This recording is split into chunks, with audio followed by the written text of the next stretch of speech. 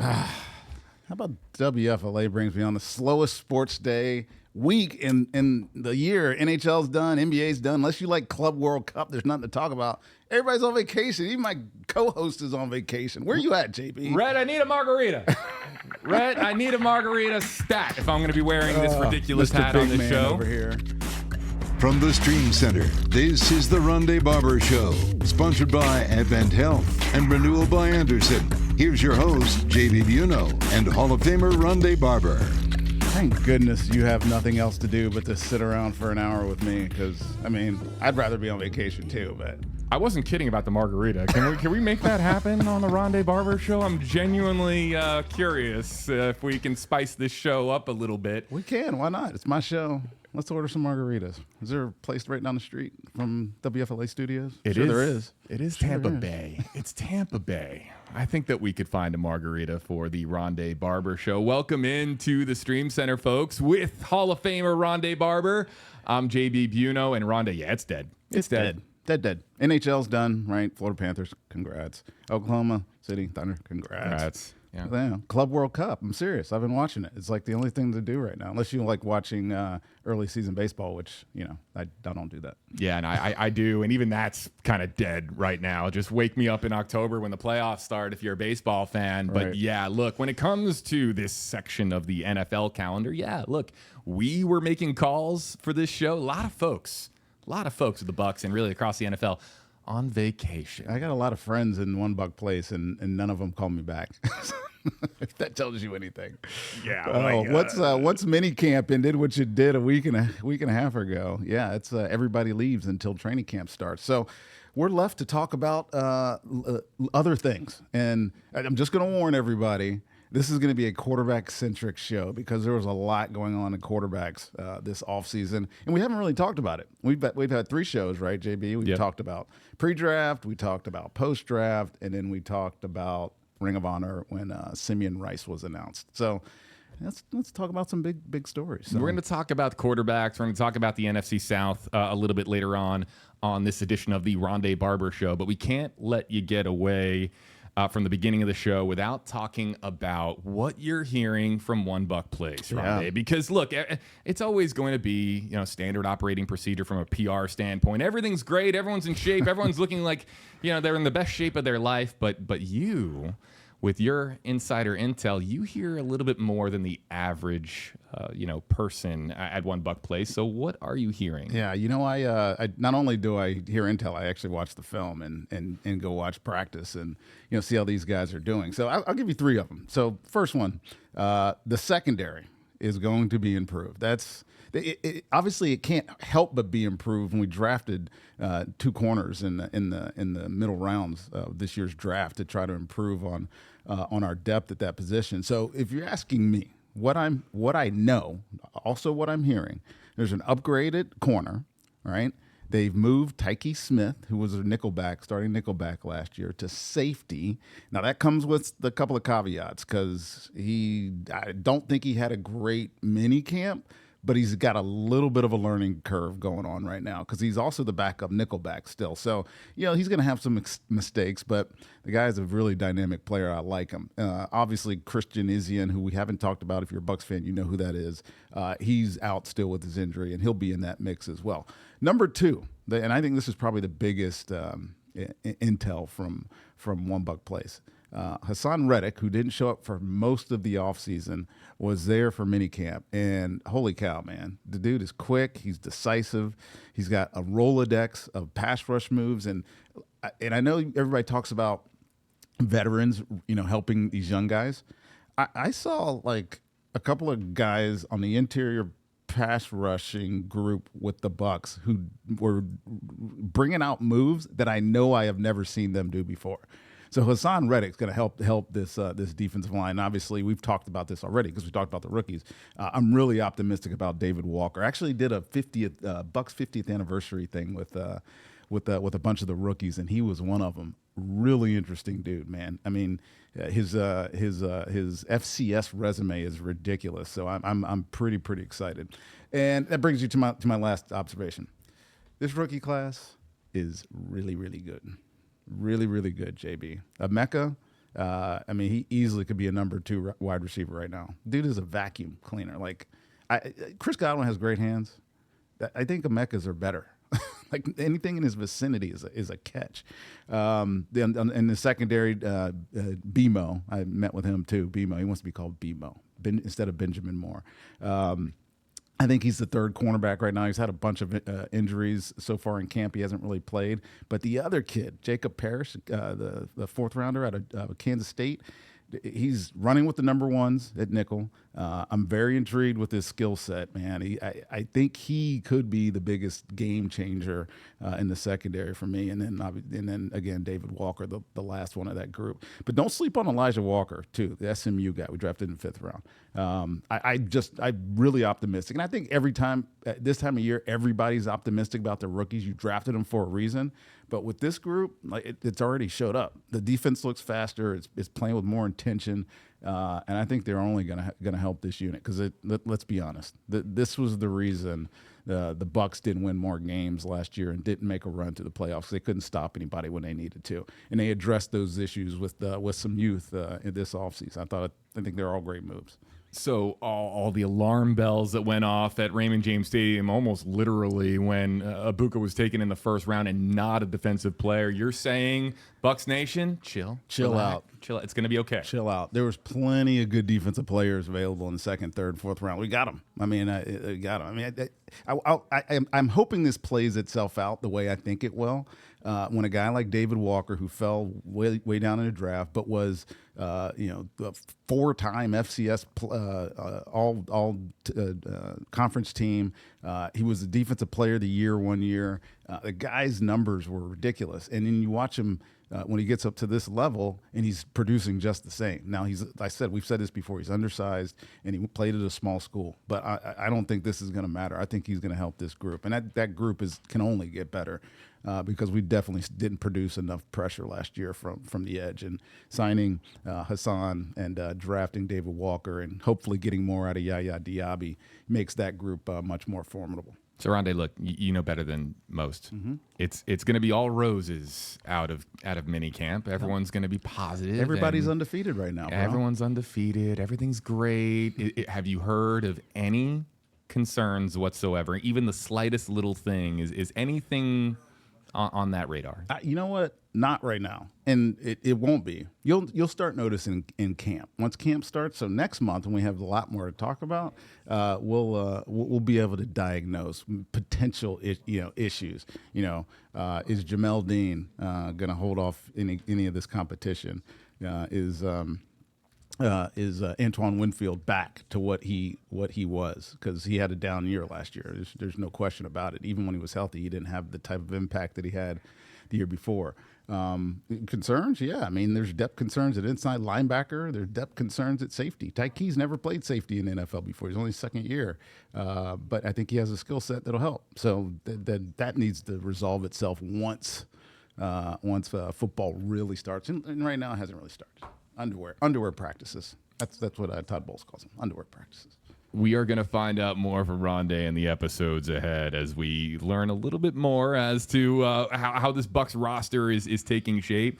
I'm sure that we're also going to hear a lot about some of those undrafted rookies trying to make the team and make a splash. But what I want to do now, I want to move on. Look, we're going to talk quarterbacks a lot on this show today. Yes. And look, a lot of quarterbacks that are on the move. Yeah, we're going around the map, and we're starting with this guy here on your screen because he just made headlines this week by pretty much indicating that this will be his final NFL season. Of course, we're talking about former NFL MVP, Super Bowl champion, of course, Aaron Rodgers, who made a late signing in the NFL offseason with the Pittsburgh Steelers. So, Rondé, I'm going to ask you really for your take on quarterback and the fit. So, Aaron Rodgers in Pittsburgh with Mike Tomlin and the crew there. How do you see that working out? I love that he was the last signing and that he's making all the big headlines. This is one where everybody was waiting for. I mean, quarterback movement in the NFL is pretty rare, especially when you have 6 of them. We're going to talk about 6 of them, 7 of them, really, if you count the 2 in New York. 6 of them possibly going in and being starters. So this is no better place to start with Aaron. And Aaron did us a favor. Thank you, Aaron, for saying maybe this is your last year because it gives us something to talk about now. You know what? All of y'all out there listening, we were somewhat directionless about 48 hours ago, and then we find out that Aaron Rodgers might be leaving. He was like, "Hey, I know what we're talking about on our show," and this is probably to me the best fit. Because they have a winner at head coach, obviously, Mike Tomlin, and they have a defense that can hold up. But what are they getting, right? If you discount last year, because last year he wasn't great, right? The Jets weren't great, but he still had very, very efficient passer numbers. He's efficient. He's accurate. He certainly has very good leadership qualities with which that room needs. I mean, you look at them now. The Pittsburgh Steelers, they have a rookie, Will Howard, who they drafted. They have Skylar Thompson, who's I think in his 3rd or 4th year out of Kansas State as a backup, and Duck Dynasty, right? Who's their potential Mason Rudolph, right? Mm-hmm. It was their potential starting quarterback before Rodgers signed. So if you're looking at the Steelers, and we're going to get to see them in the preseason matchup on WFLA when the Bucs play them week 3 of the preseason, our second game, we'll get to see all those quarterbacks play. But the reality is, it's Aaron Rodgers, right? He signs a pretty decent deal cap-wise, I think $13.5 million or so. I think he's a good fit here if he still has what Aaron Rodgers had before his Achilles injuries, and he's limited, right? Mobility. He doesn't have the type of arm that he has. I think people are probably skeptical if he's really still got it, and I don't think he really makes them like a Super Bowl team, but he at least gives them something that's going to make them competitive, which they really didn't have much of last night. So one question I just need answered on this before we move on to the next spot on the map. Can Aaron Rodgers get the deep ball to DK Metcalf? That's all I want to know as a fan. I just want to know, am I going to be getting some DK Metcalf highlights this year? Because can Aaron Rodgers get the ball down the field? He had his guy last year, and he didn't get many of those last year. That's right. What they need is efficiency, right? Not like reinvent the wheel for Aaron Rodgers. I mean, use the running game, which Arthur Smith is always going to do. Let him be efficient in the intermediate passing game, and let him go out on a high. If this is his final act, man, let him go out on a high, dude. Playoff trajectory, probably. I think they'll be a little bit better than last year, but I don't know if they have enough to win it in the AFC North. Jaylen Warren, the RB1 there, by the way, in Pittsburgh. So let's move on to the next spot on the map, and a familiar face here. So Russell Wilson signs with the Giants. Jameis Winston also signing with the Giants. They also have Tommy DeVito there as well. Oh, and by the way, then they draft Jackson Dart. What a weird, bizarre situation they have in New York. Who's getting the start? Right. So either or both of these guys, right, Russell or Jameis, are bridge quarterbacks for sure. Right. There's no question. Jackson Dart is the future of this team, and sooner if they stink. If you look at the Giants starting 4 or 5 games, like, it's not fun. I know they brought in Russ looking for stability, but he's clearly a lesser version of the great Russell Wilson. We saw that last year and the previous year when he was in Denver. And Jameis, let's be honest, he's got high reward risk, right? For a regime that's kind of on the brink, like when their owners telling the head coach in the front office they better win this year. Do you want volatility at your starting quarterback? I mean, that's the kind of the knock against Jameis, despite the fact that he brings great energy, right? I mean, that's not fake what Jameis brings, and I think he could be a really good veteran mentor and leader for Jackson Dart. And it's just a matter of when this year we see the rookie. And when you do see the rookie, I mean, I can't imagine it being under great circumstances. You're probably looking at Brian Daboll's, last run in New York. I mean, it's been a lot of years, going back to 2022, his first year they made the playoffs, and they haven't been there since, and been bad over those couple of years. So I think Russell gives them obviously some big play potential. They have a pretty dang good second-year wideout, Malik Neighbors. But is Russell's moon ball designed for that kind of player? I don't really think so. I mean, is Russ week 1 for the Giants is at Washington, at the Commanders? It's Russ's start, you would imagine, right? Yeah, I think he best stabilizes the quarterback room. If you're asking me, of the guys that are there, he best stabilizes that room. And despite his, pocket limitations, if you will, his ceiling is best for a team that's trying to save jobs. Does that make sense? Absolutely. and it's going to be interesting because we know that Shane and Dable there with the Giants, they're under a tremendous scrutiny. There were a lot of Giants fans who didn't think they should be brought back as far as the leadership of the Giants organization going forward. However, look, I'll tell you one thing. Look, the Giants are going to be featured on Hard Knocks this year. If there's not a lot of Jameis material on it, I don't want to watch it. At the very least, we're getting a lot of Jameis material. I don't want to watch it. You know what? The dude's going to make a career out of being Jameis Winston. Whether he throws a decent pass for the rest of his career. I mean, he's already established himself as a do-anything kind of sideshow, which is good for him, man. There's a lot of people to make money from doing that, so... I mean, if he's not going to be a great player, he can go do that. Immediately after Jameis retires, it's just going to be, where is he going to Barstool? Is he going to ESPN? Where is he going? Because they're just going to mic him up and let him run crazy. And good for him. Speaking of running crazy, perfect segue to the next quarterback on the move. It's the former Pittsburgh Steeler moving on to the Jets. Yeah. And that's being, of course, Justin Fields, who, man, as far as all the X factors of QBs on the move, this is the one that this is the high risk, high reward one potentially, just because we know Justin Fields has such tremendous potential.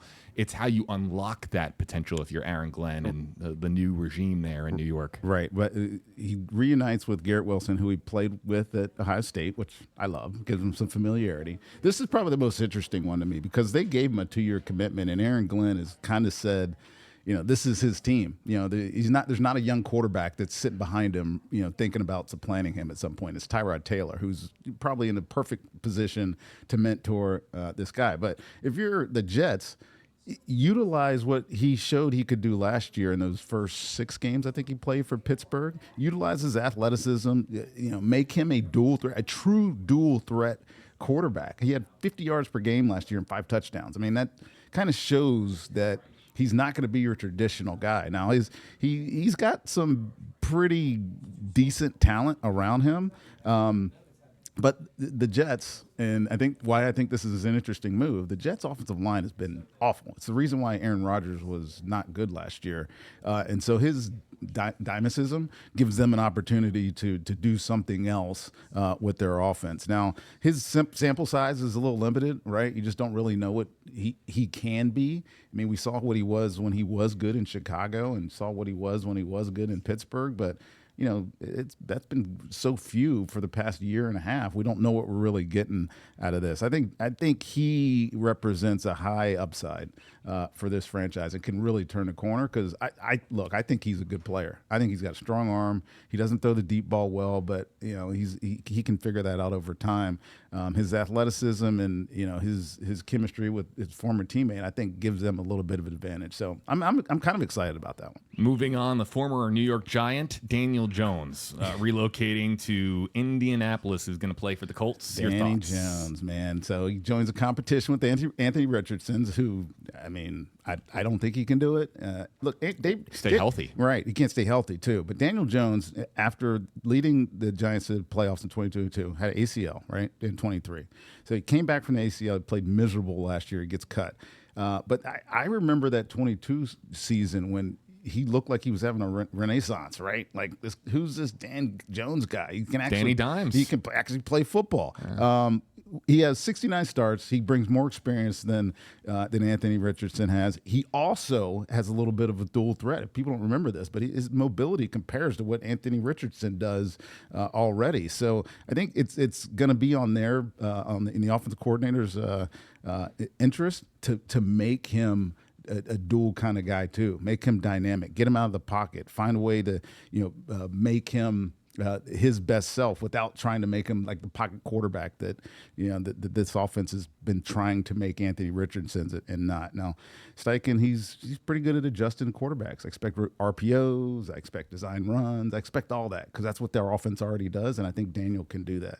So if he's healthy and if he wins, I mean, not saying this is going to happen, but if he's healthy and if they win, because they got a lot of talent on their team. Running back's good. Their defense is pretty good. They got great receiving core. Pittman, Alec Pierce, A.D. Mitchell. They got a lot of talent on that team.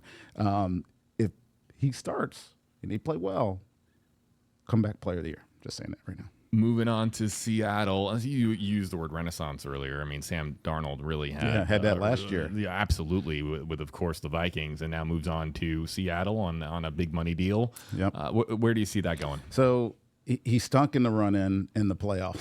They just all the goodwill he put in the early part of the year just kind of didn't materialize later. He holds on to the ball too long. It's something he's always had. To me, he's probably a bridge quarterback because remember, they drafted Jalen Milroe, right? And I think that's their long-term experiment at quarterback because he's got something different about him, Jalen, I mean, that could really translate. But you do not want to see him play this year. You want this to be Sam Darnold's team. And if he shows any kind of upside that he showed at the beginning of last year, go for it. I mean, he definitely stabilizes that room as well, and I think that's probably what you're looking for. He's still young. He's talented. He's flexible in terms of if he's not great, you can get rid of him or keep him as a backup. I think one of the weaknesses of them in Seattle is they don't have a lot of talent around them. That whole receiving core that made Seattle good over the past couple of years is gone. And he doesn't have Justin Jefferson to the football too. And that helped him significantly in Minnesota. I like Jackson Smith and Jigba. No, yeah, I mean I do, but he's another first round Ohio State wide receiver. I like ours better, but here in Tampa. And then lastly, moving on here, Gino Smith going with Pete Carroll and the Raiders. He's going to Vegas. Yeah, how about that? This one, JB, I think this is the best situation of all of them because of that. Reuniting with Pete Carroll, going to a team, head coach where the quarterback had proven success a couple of years ago. I mean, he'll thrive in that system. I believe he's got the best accuracy. He controls the ball as good as any quarterback out there, and he certainly has leadership abilities that will help a Raiders team that hasn't been very good over the past couple of years with Aiden O'Connell and Gardner Minshew playing quarterback. And this is no mistake. The trade plus the money that they gave him, the 2-year contract that they gave him, made him the richest quarterback move of the offseason. So I think that speaks volumes to kind of how they think about him. And enough weapons, though? Enough weapons? Well, so therein lies the rub, right? They have Ashton Genty, of course, the premier running back in the draft. Who they drafted. So and they also drafted Deontay Thornton Jr. from Tennessee. Brock Bowers, who's probably the best young tight end in football, showed up last year. He was an All-Pro last year. And then they have Jacoby Myers, who's kind of he's been around 5 or 6, 7 years, whatever it is. I think he helps all those guys get better. I think the Brock Bowers piece for Gino is really kind of exciting. Impressive, man. Right. The bottom line, he's smart and it's an upgrade to what they had. And I think this is somewhat of a rebuilding year for the Las Vegas Raiders. The only problem, they're in a really tough division. So AFC West is not where you really want to, find out if you made the right decision at quarterback. I root for Gino. I mean, what a story for him to have a career comeback like he did in Seattle, and now, of course, moving on, and he got his bag, as the kids say these days. Right.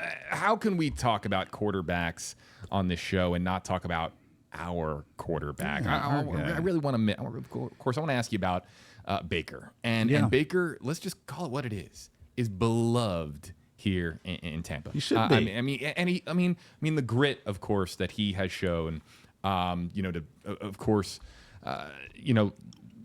Level guys on particular runs. I mean, for him to fire up his team. Baker being embraced by this franchise, Baker being embraced in Tampa Bay.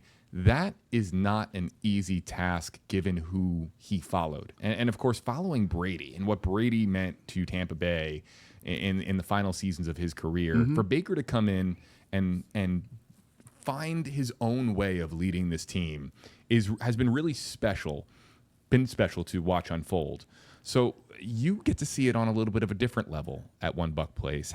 Just how much does he mean to the organization right now? The leadership qualities just jump out at you, right? The dude makes tough plays in tough situations. He elevates the entire team. We've seen that. I mean, just the play, the highlight plays show that. It helps, of course, he has talent around him. He's best or second best, according to some people, wide receiver room in football. But it starts with him.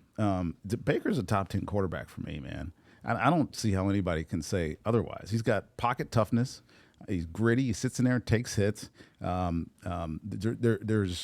There's nothing wrong at all with the way he throws a football. It's quick release. He can throw with timing. He can throw out of the pocket. The improvisational skills that he has, or an off script skills that he has, or like second to none. I mean, other than some of these young guys that are just ridiculous athletes, and he's got great fire. Right? He fired. I remember a play in the New Orleans Saints game. I think I broke it down on a Bucks podcast a couple of during the season last year. They're losing a game. He runs out of pockets, gets hit, gets up, and he's starting to fight. Like, he's basically starting to fight. And the rest of the team rallied around. The offensive line came, the tight ends came, everybody came, to his defense. And right after that play, went down and scored. The defense got a stop, and the Bucks ended up blowing out the Saints the rest of the afternoon. And I think that's what he is. That's what he brings. Dude threw for 4,500 yards last year, third most compared to Joe Burrow, Jared Goff were ahead of him. Second most touchdowns, 41 touchdowns, most of his career. I mean, he's thrown for 4,000 yards in his 2 years here, and he's had a new coordinator every single year of his career, including this year. And I don't know that it matters. It just doesn't matter. The guy just elevates his game to whatever level he needs it to be at, and people just trail and follow him. It's pretty awesome to watch, man. Now, Brady did it a different way, but he does it as well. And I think that's why Tampa Bay is in love with them, and they should be. Yeah, sitting in the stands of Raymond James Stadium, the love for Baker is palpable, man. Yep. It's just the way he plays, the swagger in which he carries himself. It just speaks volumes to how much he's been embraced in the post Brady era. Now, you have indicated that Baker is a top 10 quarterback in the NFL, and you were even flirting with the idea that he might even be higher than a top 10. So let's a little exercise. How about a fun little exercise for Rondé Barber here on the Rondé Barber Show? There's of course the elite quarterback. We're going to compare Baker to some quarterbacks in the league. Okay, but let's just get the easy ones out of the way, because Baker, while he is undoubtedly a top quarterback in the league, there's a tier that he probably doesn't penetrate, and that tier being Patrick Mahomes, Lamar Jackson, Joe Burrow, Josh Allen, that tier, yes. Right? So yes, those are your MVPs, right? Those are the ones that are perennial MVPs and could lead a team to a Super Bowl any given season. Not saying that Baker can't, but that is an elite tier at the moment in the NFL. Let's talk about some other guys that I'm going to ask you, who you think, you would rather have as your franchise quarterback. Okay. Right. I think I'm going to say Baker Mayfield to every single one of these. Okay. All right. Let's start in Florida. I think is an easy one. Tua. Baker Mayfield, not even close. Health wise, and his ability, the toughness factor, his ability to make plays, in and out of the pocket. Yeah, Tua does that, but Tua's more of a timing guy. Baker just does everything better than Tua. In Green Bay, Jordan Love. Definitely Baker. Jordan is a talent now. I think in a couple of years, Jordan will be one of the guys we're talking about. Holy cow! How do we think anybody was better than this guy? But right now, I'm still taking Baker. In Houston, C.J. Stroud. Baker Mayfield. Yeah, I'll take the age over beauty. And C.J. had a down year last year, man. He came out of the blocks flying, and he pulled a hamstring halfway through the race last year. He needs to get going again. All right, with the Chargers, Justin Herbert or Baker Mayfield? Justin Herbert's a good comparison. I think Baker has more throws than Justin. Justin has a howitzer now. He can throw a football, and he has a lot of talent to do it too. But Baker's more productive, way more productive, actually. I think by 30, 40 yards per game, and touchdowns wise, he doubled them up. So give me Baker. 3 more, and they're getting harder now. Okay, with the Rams, Stafford. Would you rather have Stafford or Baker Mayfield? 5 years ago, Stafford maybe, but right now, Baker Mayfield. I'm just going to leave it at that because I love Matthew Stafford. Right, I love Matthew Stafford. We're getting harder now. Jalen Hurts. Yeah. Oh, yeah, no, we're getting. Yep. Pure quarterback, give me Baker. Winner, I'll still take Baker. I'll take Baker. He's beat him. He's beat him twice.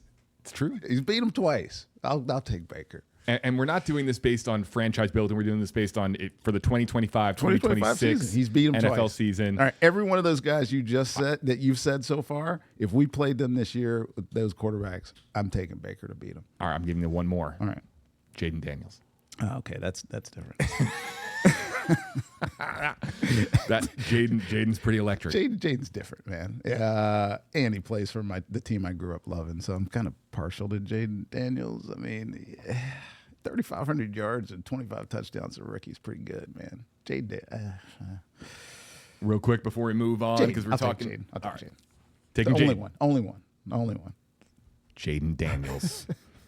Ooh. Dangerous. Before we move on this show, Baker Mayfield, your quick synopsis on what you're expecting from him this season. Is it similar to what we saw last year, or are you hoping that he takes the next step? Do you foresee him taking another step? What I'd love to see Baker do is not turn the ball over so much. I mean, do 16 interceptions. That jumps out. And the good and bad of that is he's obviously able to come back from them, but there were games where those mattered. I'd see the same production. You got a new offensive coordinator in here, but I don't think it changes much at all. I think it's going to be similar, if not the exact same system. And maybe the way they call plays are different, but the way it's set up is the exact same. And I don't see why he doesn't have the same type of production. I mean, it's not like Baker's getting old, man. Baker's still got a lot of exuberance to his play and his demeanor, and I can see another 4,000 plus 40 touchdown year for him. He's got more talent at wide receiver. He'll have healthy Chris Godwin, healthy Mike Evans, and 2 other young guys that are really, really good, man. Baker, the class of the NFC South. More on that when the Rondé Barber Show returns. You're watching The Rondé Barber Show, sponsored by Renewal by Anderson, superior products, exceptional service, and by Advent Health, the exclusive hospital of the Tampa Bay Buccaneers. Now, here's NFL Hall of Famer Rondé Barber, and a man who couldn't even cut it as a water boy, J.B. Buno. Wow. You know what? I love that movie. Yeah.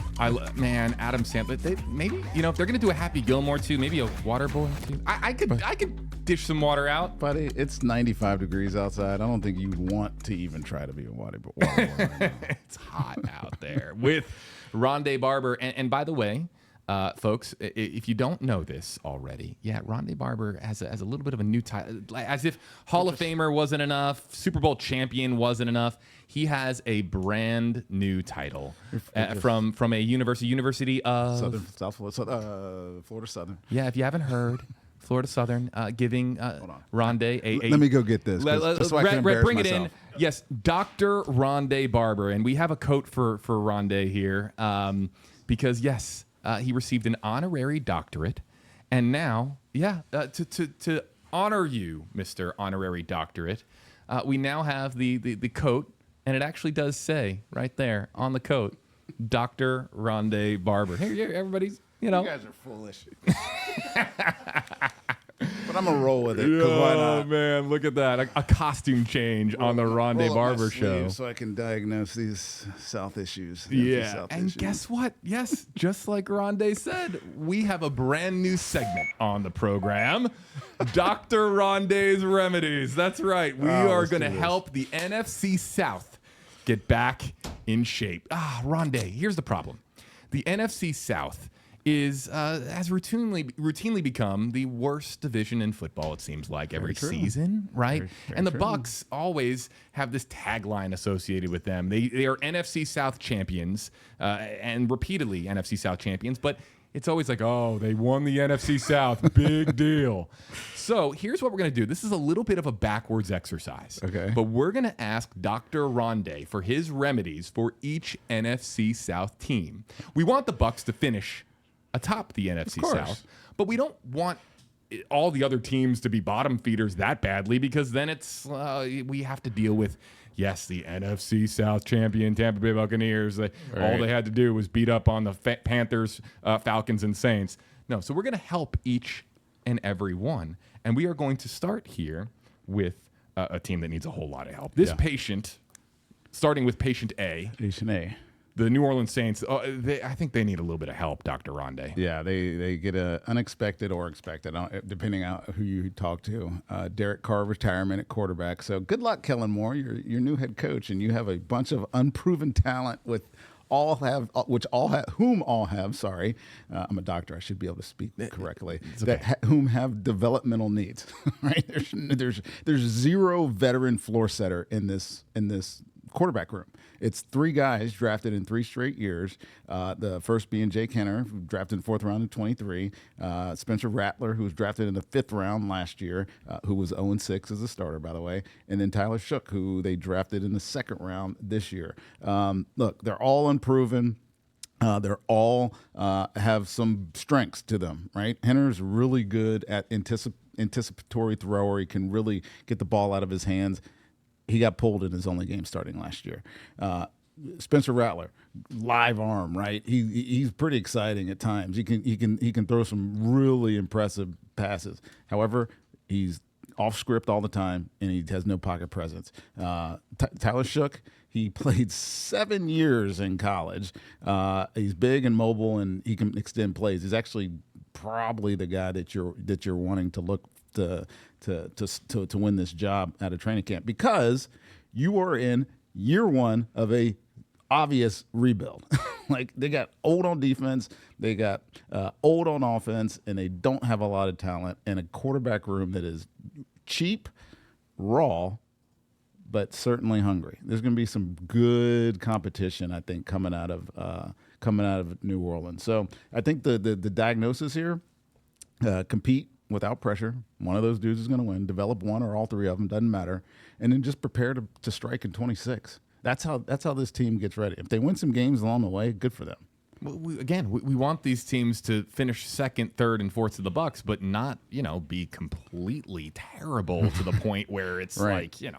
The NFC South is this joke of a division once again in the NFL. Let's move on to another a team that is hoping for an arrow pointing up. Dave Canales, of course, former offensive coordinator with the Buccaneers. He's in Carolina and still working with Bryce Young. They're trying to turn a frown upside down there in Carolina. What is what's your assessment of this patient, So this Dr. has Rondé? probably been the most scrutinized patient of all. Right? You could diagnose a lot of problems with Carolina, and like starting at roster construction, coaching. Frank Reich leaves. They bring in Dave Canales last year. It was up and down in Bryce Young's development. He gets benched, if you will, or hurt, whatever you want to call it, for Andy Dalton for parts of the season. But when he came back, he actually showed some improvement. I think what you're worried about most about Bryce Young is further regression. Now, the guy needs to get way more consistent right now. And so how do you fix that? You make sure they play better on the offensive line, and you make sure, even though I love him, Adam Thielen can't be your number 1 receiver. He's 34 years old, man, and he's unbelievable. There's 0 production at tight end last year. They drafted one this year from Notre Dame. But here's how you fix them. You build around this young quarterback, and you don't make him try to be what he's not. He's not a big-armed, pocket-passing quarterback. You got to make it simple for him, right? He's got pretty good player in Xavier Legette. They drafted Ted McMillan out of Arizona. They also got Jimmy Horn Jr., who's pretty exciting. And Hunter Renfrow out of retirement somehow, so their room got better, the wide receiver room. So he has some pretty good some talent around him. I think you just keep it simple and stable for him. You keep Andy Dalton on the back burner too. Don't make Andy Dalton feel like Andy Dalton's got a chance to resurrect his career behind Bryce Young. Let it be Bryce Young's team, and don't let this backup quarterback feel like he has a chance to take over at any point, because it won't help this quarterback. Now, after 2025 this season, Bryce Young still ain't it. You got Archie Manning probably in the in the draft lottery if he decides to come out. But start up front, make sure the offensive line, protect them with the way that you call plays, and you just stay patient with him. That's the only way you solve Bryce Young, is if he's your quarterback this year. So you're not going to find another answer this year, is what I'm saying, for Carolina. Dr. Rondé, we don't need talk of a Manning being in the NFC South for an extended period of time and being a franchise quarterback for one of these teams. That being said, I don't think Arch is coming out next year anyway. So I don't think so either. Would be stupid for if him. I'm the nurse in this weird segment, by the way, and I'm going to give my nurse's opinion real quick. Tet McMillan being a superstar for this team solves a lot of their problems. 100% right. It gives Bryce confidence in a receiver that he can throw to down the field, and allows him to perhaps scramble quite a bit, get some yards with his feet, and then find his deep guy down the field. If Tet is the real deal. Moving on to the third and final patient, and perhaps the biggest threat to the Bucs in the NFC South. And actually, see, look at that. I hit the wrong button. I bring up the Rondé Barber highlights here from his broadcasting career. No, let's get to, yes, here it is, Dr. Rondé. The Falcons, and a lot of question marks surrounding the Falcons in a lot of different ways, including at quarterback. Is Penix really the real deal there? It showed some flashes, yes, of course, in his rookie season. Kirk Cousins a backup. It's just a little strange right now with the Falcons. Right. This is the patient that you probably just come in and give them an aspirin. They're already kind of good, right? I think Raheem Morris has a good situation. They faded badly down the stretch last year. Even though their defense started playing better at the end of the year, they still faded. Is he as good as advertised, Michael Penix? Yes. I think they've gone all in on him, and I think that's the best solution for them. Now, the problem, the aspirin won't fix in the hospital, is that you have a $40 million backup in Kirk and Cousins, and that in itself could be a problem if Michael Penix struggles at all.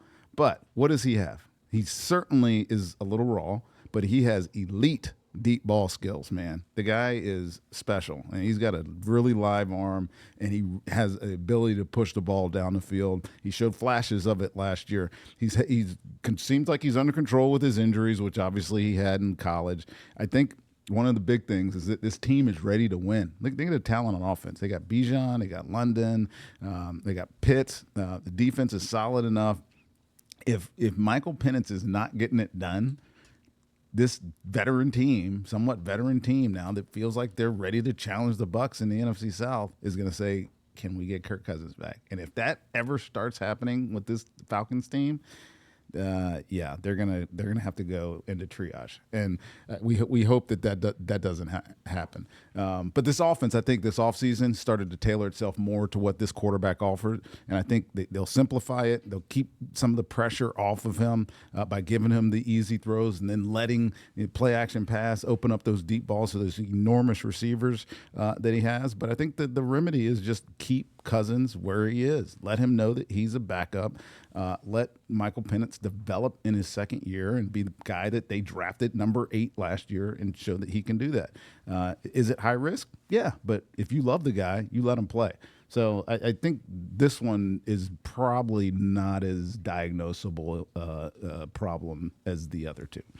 And just Darnell Mooney, I think sneaky, Yeah, one of the buddy. more underappreciated receivers in the league. How about his year last year? I mean, yeah. So the Falcons have weapons. Right. There's no doubt. It's just going to be interesting to see the chemistry all unfold. Dr. Rondé, we thank you for coming in today. You're expensive, and we really appreciate it. And your Rebenies hopefully will lead to an NFC South that isn't a complete and total joke. Bucks are still going to win it. Yes, that's the bottom line. The Bucks are, of course, going to win it. That's what we hope for, of course, on this show. The Rondé Barber Show will be right back right after this. It's time for you to Ask Rondé, sponsored by Advent Health and Renewal by Anderson. And we're back here on the Rondé Barber Show. I'm trying to take this jacket off. It's like, another costume change for Dr. Rondé. Man, and still, look at this, man. It's still in phenomenal shape, by the way. Looking great ready to go play. Is Rondé Barber, everybody. And this is, of course, the part of the program where you can join the show. Yes, AskRondé.com is where you can send in your video selfie questions and quite literally join a future episode of the Rondé Barber Show. We've been getting in a lot of questions on AskRondé.com, and the best part about it, in case you missed it on the last episode, is that every week we're going to draw a name from anyone who submits an Ask Rondé question on AskRondé.com for a chance to win signed Rondé merch. How cool is that? Love it. So we'll do the drawing here at the end of the episode. But first, if I'm looking here at my fancy list, the Ask Rondé question on tap comes from James. What's up, Rondé? James Hill here. Hope you're doing well, sir. Quick question for Ask Rondé today. What team are you most excited to see the Tampa Bay Buccaneers play this upcoming season? Would love to hear your thoughts and opinions on this. James, great question. I'm going to pick a home game, and there's between two for me. I want to see John Lynch, so I like when San Francisco comes to town. You know, our legend, our Ring of Honor, John Lynch when he comes to town. But San Francisco probably number 2 on the list. They're a team that has been the class in the NFC West for years, even though the Rams won the division last year. I think this team that's going to be on a bounce back, and I think they're a fun team to watch us play because of the way they play defense. And I think they're one of our best challenges on that side of the ball. But number 1, it's pretty easy for me. It is the Am Better Health game when we play the Buffalo Bills. And if you didn't know, the Bucks are sponsoring games now. Yeah.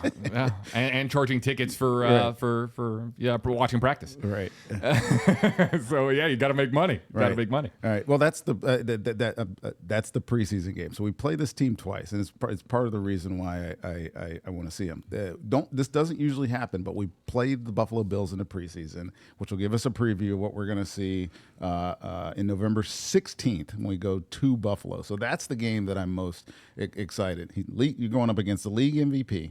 All right, you've been there twice, I think, here in the past couple of years to Buffalo and haven't been able to find ways to win. Highmark Stadium is a pain in the butt to play in.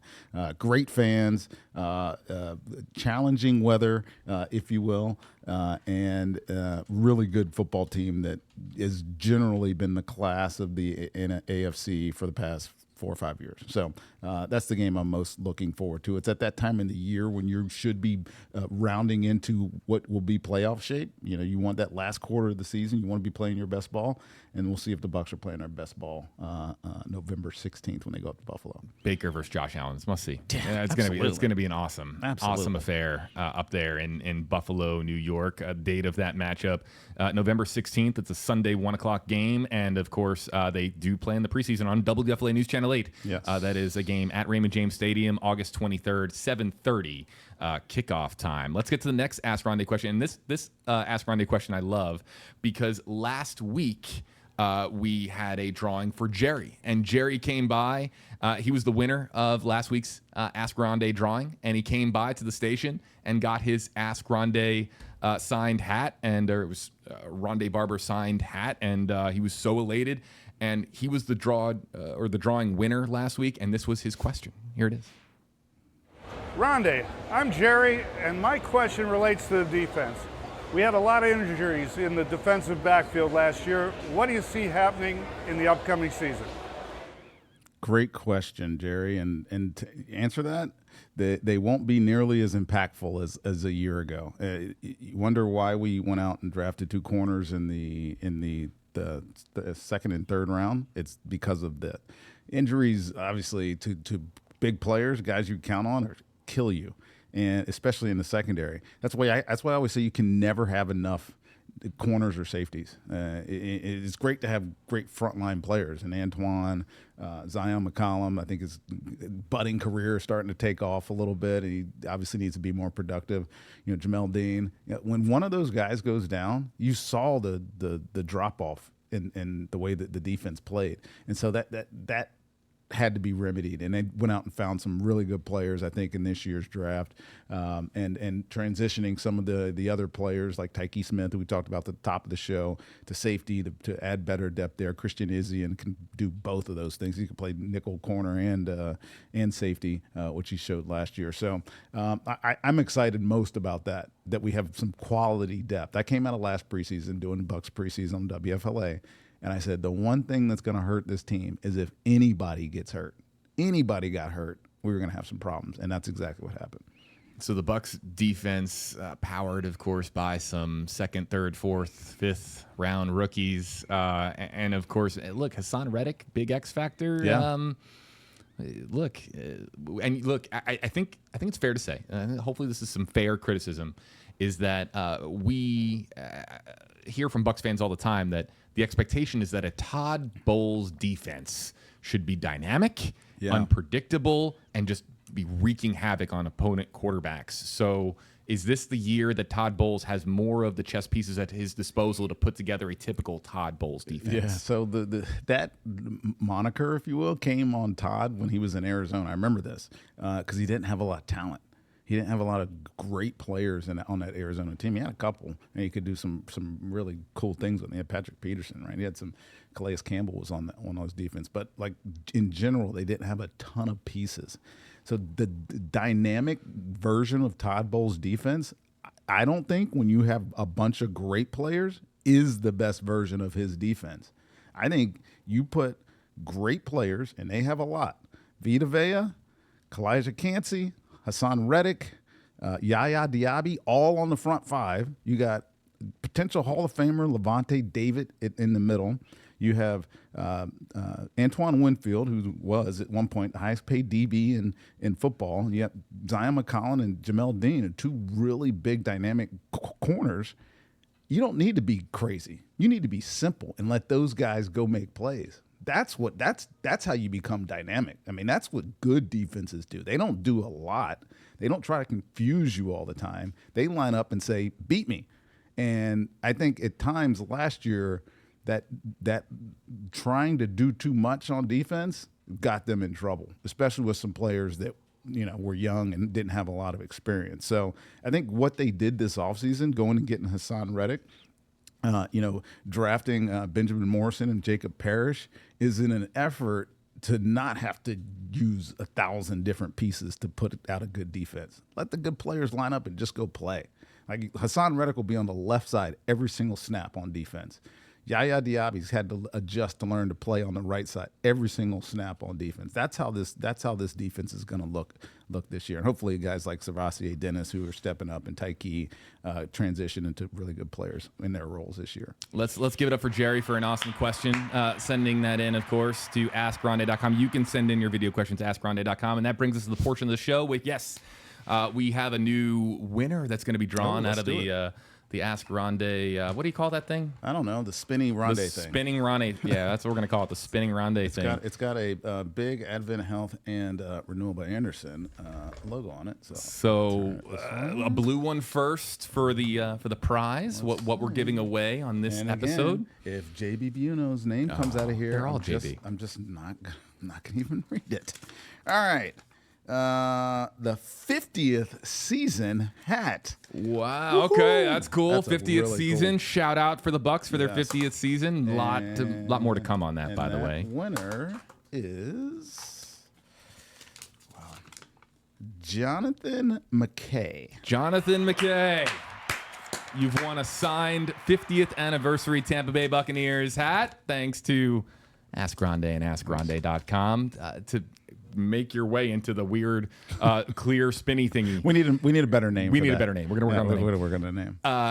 You submit your video question to AskRondé.com. No gimmicks. All you got to do is send in a video question and quite literally be on the show. AskRondé.com, folks. All right, the Rondé Barber Show, episode 4 in the books. In the books. And we have Dr. Rondé joining us. I mean, he was awesome. I like Dr. Rondé. You know what I want to most thank you for is actually coming in and not being on vacation. Yeah, no, I could have been very easily. I'm going to find that margarita, by the way. I'm going to find it. Folks, the Rondé Barber Show, you can watch it, of course, on the WFLA app on your smart TV, Apple TV, Fire TV, Roku, your Samsung Smart TV, and other platforms as well where you get your podcast. But the best version of the show, you can find it on Apple TV, Fire TV, Roku, and your Samsung TV. For the entire team here at WFLA with Advent Health, Renewal by Anderson on board with us here at the Rondé Barber Show. Thank you so much for joining us from the Stream Center. We look forward to seeing your questions coming in on AskRondé.com.